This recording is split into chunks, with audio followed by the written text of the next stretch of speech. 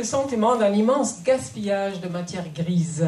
Plutôt que d'employer leur intelligence à régler les problèmes urgents de la planète, les plus gros cerveaux, les gens les mieux formés, passent leur temps à se demander comment maximiser les gains dans un minimum de temps.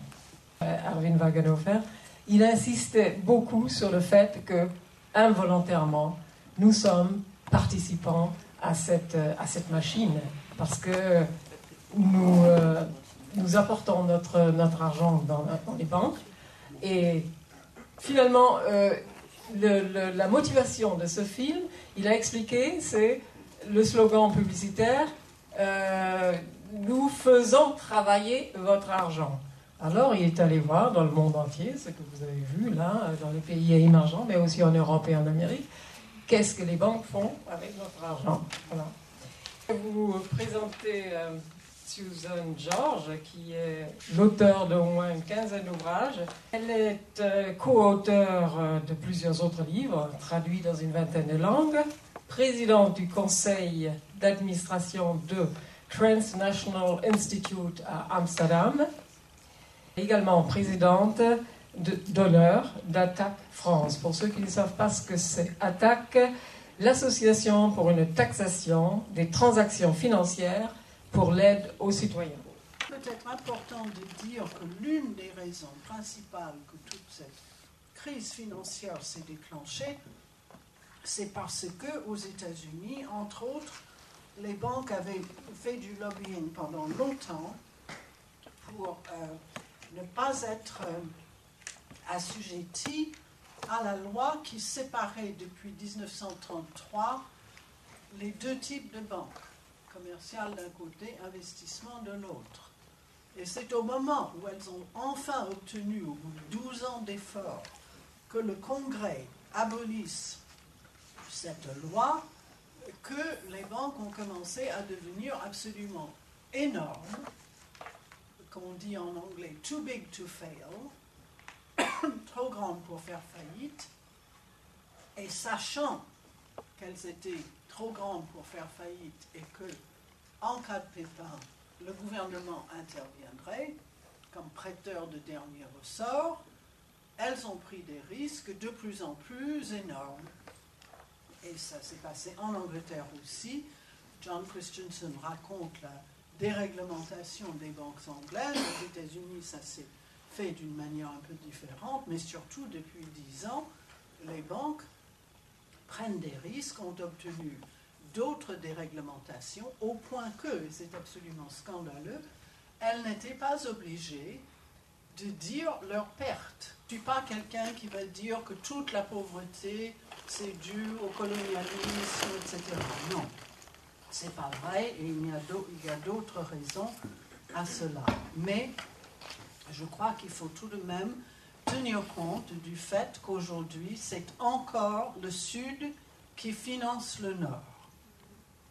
Ce que donne le Sud, en général, pas que l'Afrique, l'ensemble du Sud, chaque année, c'est de l'ordre de 200 milliards de dollars de plus que ce que ce même Sud reçoit et de notre aide au développement et des remittances,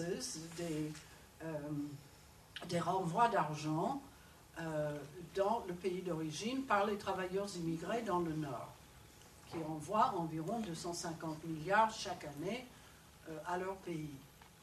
Malgré cela, c'est le Sud qui finance le Nord. L'un des mécanismes de ce financement, c'est la dette. Ces pays très pauvres, les pays d'Afrique subsaharienne paient encore 25 000 $ à la minute en service de la dette.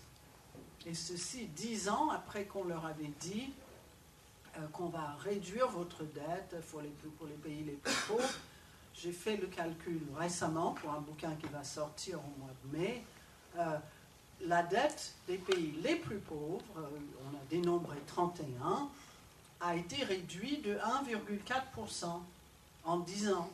Bon, de qui se moque-t-on? Le G8 avait promis d'importantes réductions de la dette.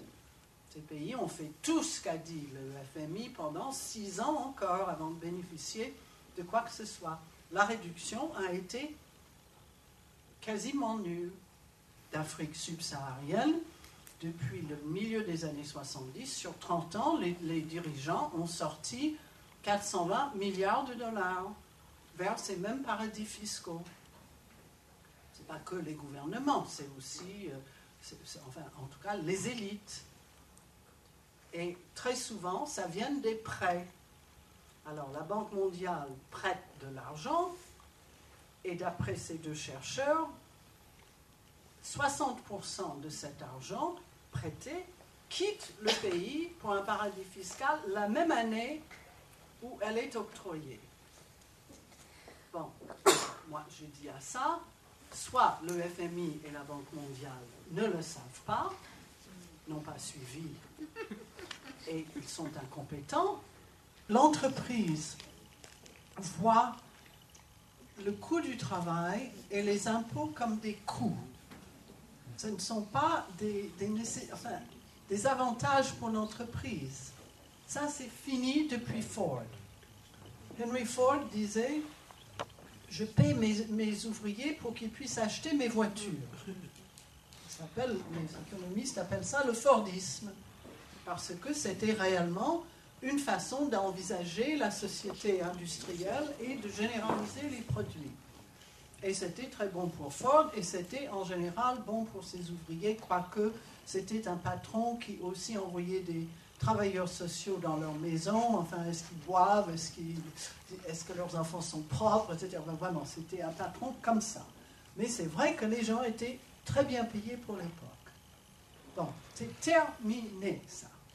C'est terminé avec la mondialisation, et c'est aussi possible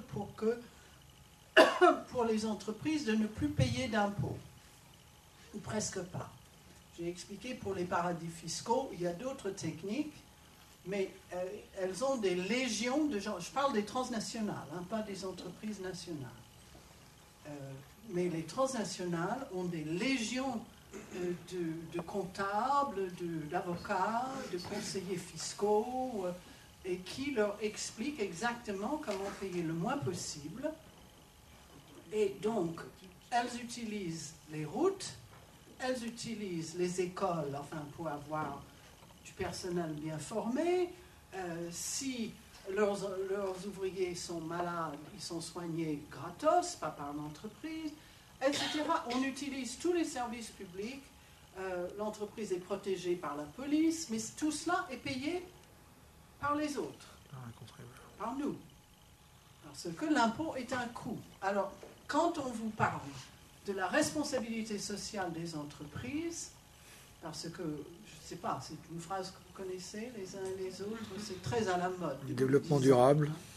Responsabilité sociale des entreprises, première chose à leur dire, c'est « Ah bon, moi je croyais que ça commençait avec le paiement de ces impôts. » Ça les fait taire assez rapidement. Ce qui me préoccupe le plus maintenant, c'est le changement climatique. Mais ça, c'est une parenthèse, ce n'est pas le sujet de ce soir. Mais le vrai sujet, c'est qu'est-ce qui est dans le marché et qu'est-ce qui n'y est pas.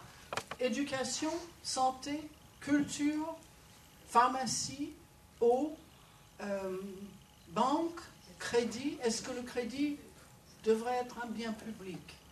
Quand on manque de justice et quand les inégalités sont ce qu'elles sont aujourd'hui, ça fait des sociétés qui ne sont absolument pas pérennisables. Qui peut me dire qui a dit la chose suivante? Tout pour nous-mêmes et rien pour les autres semble avoir été à toutes les époques du monde la vile maxime des maîtres de l'humanité. Adam Smith, La richesse des nations, le premier grand théoricien du capitalisme,